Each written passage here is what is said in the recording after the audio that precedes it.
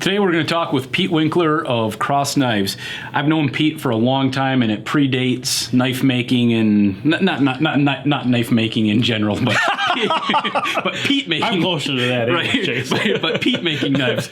I've known Pete for probably the better part of 20 years. Back when I had my corporate job and was working in the bank, Pete was my first customer I ever had, which.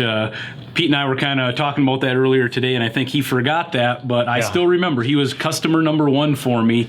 After that, Pete did building work for myself, for my parents when they built the house, and so I've known Pete a long time, and he's a tremendous carpenter. He's an absolute perfectionist in his own right, and that has really gone over into his knife making. I don't think there's any doubt about that. A lot of the neat stuff that he does that we'll talk and touch upon later in this video you can tell that it's rooted in your history and all the things that you've done. Let's talk just a little bit about, actually, why don't you go ahead and just tell us a little bit about how you got into knife making and what brought you to it. Sure. I started making a few knives when I was a kid, and they were pretty rough. They were just basically bars of cold rolled steel and hand filing as much off of it as I could so I could cut twine with it. And then I put kind of a twine and duct tape handle on them so I had a knife to throw. This predated paracord is why. Yes, so you had the binder twine. Twine is what it was. And when you have brothers, they lose those things. I could stick them and they would lose them. Anyway, I hope they see the video. No, anyway, out of that, I just got to a time in my life I knew down the road there would be maybe some changes. I had attended a grind-in at Bark River, and up to that point in time I was buying knife blanks and putting handles on, and I realized at that point that's not knife making. It's a good place to start, and I encourage guys to start that way. So right away I just started putting money aside and getting equipment so that I could begin to make knives. I didn't buy a bar of A2. I bought a $800 sheet of started cutting things out and learning how to heat treat. Attended a second grind-in and basically cut my teeth up there at Bark River with Mike and the crew.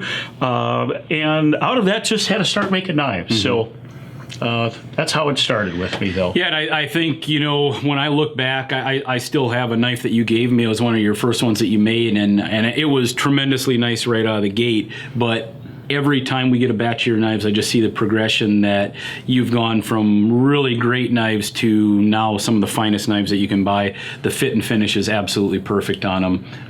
Sharpness, you will not find a convex ground knife that's any sharper. I would guarantee it. Your knives are zero ground convex, correct? Yes, they are. Yeah. Do you have any secrets how you get them so screaming sharp? Not any that you can share today. well, no. It's the majority of it is done on the belt, and then of course with some polishing compound. But I don't put a lot of effort into it. I do the same thing on every knife as far as my rotation and skipping up through the grits, and then I check each one of them.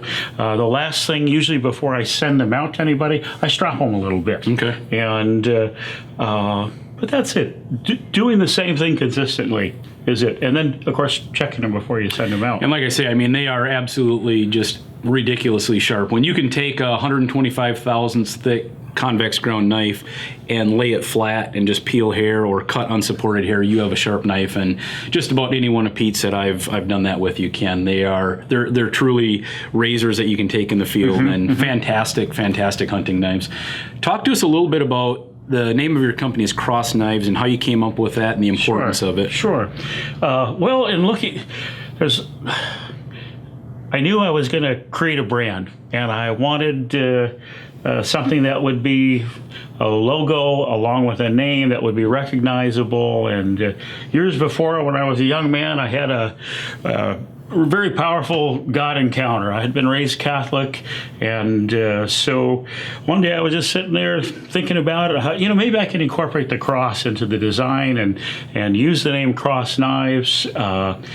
So I sketched out a couple little things, and I was doing some work that day for a gal that is a graphic designer, and she was asking me how my knife business was doing, and so I told her, and she said, "Well, if you ever need any work done, I'll do a logo for you." Okay. Well, I had a logo that day. I scratched it out, and she did it for me, and that's how that got started, and has more or less progressed from there.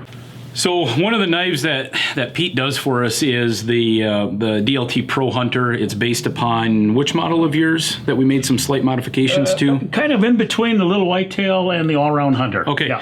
So I think this knife is absolutely perfect for whitetail deer hunting. If you hunt feral hogs, any type of game that size, medium to larger size game, it is absolutely perfectly shaped and sized, I think.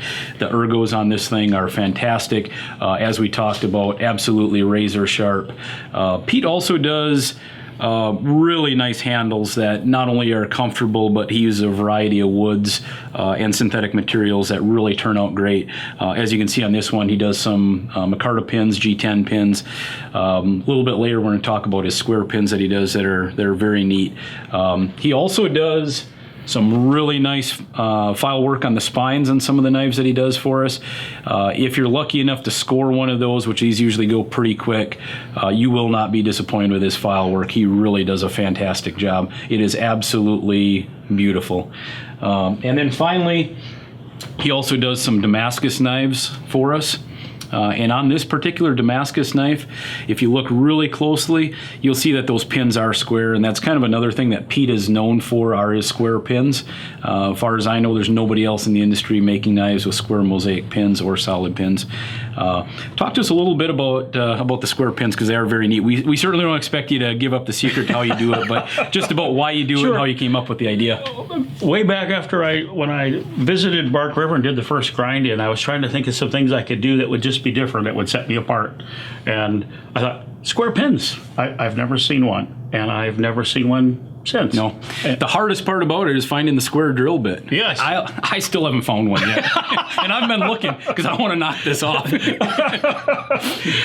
know, it's I have some that I drill and I chisel, and I use a and it all sounds real simple, but keeping them straight, keeping them spaced, it just is a little bit of precision. As Pete knows, I've done a little bit of building and halfway handy and can kind of figure things out. So when I saw it, I had a pretty good idea how he did it, and I told him the theory of how to do it and actually doing it and have them look that good with no gap or no space are two very different things. So because I like I say, because I have built stuff, I know how difficult that is. So my hat's off to you. I mean, it really shows the skill and the ability to do it, and I think it's a really neat feature too, because it is so unique.